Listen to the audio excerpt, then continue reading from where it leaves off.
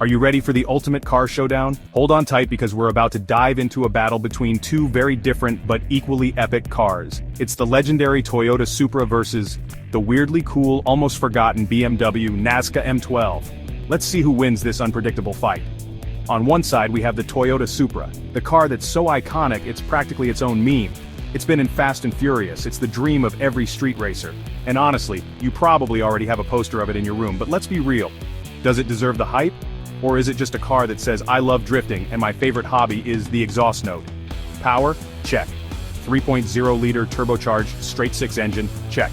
A community of fans who would fight you over whether the MK4 is superior to the MK5? Oh yeah, definitely check. But what if I told you there's a car so niche, it's basically the forgotten cousin of the Supra? Enter the BMW Nazca M12, a car that barely anyone knows about and probably never will.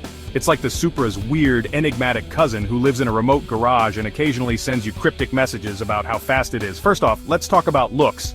The Supra might be sexy, but the Nazca M12 is, well, let's call it futuristic.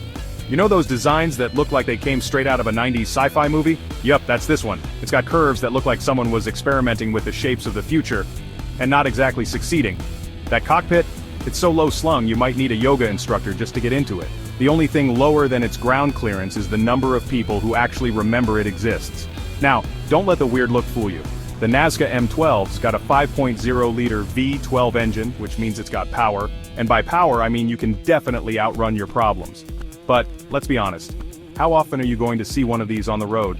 Maybe once in a blue moon if you're lucky, or cursed.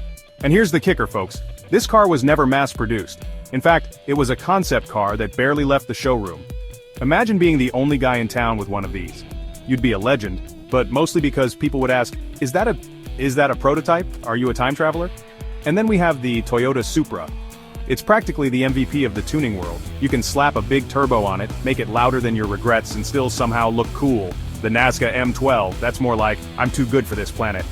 Okay, now let's get down to the serious stuff. On paper, the Supra is all about that reliable speed, the practicality of being able to drive it every day, and the ability to modify it into a monster that terrifies the streets.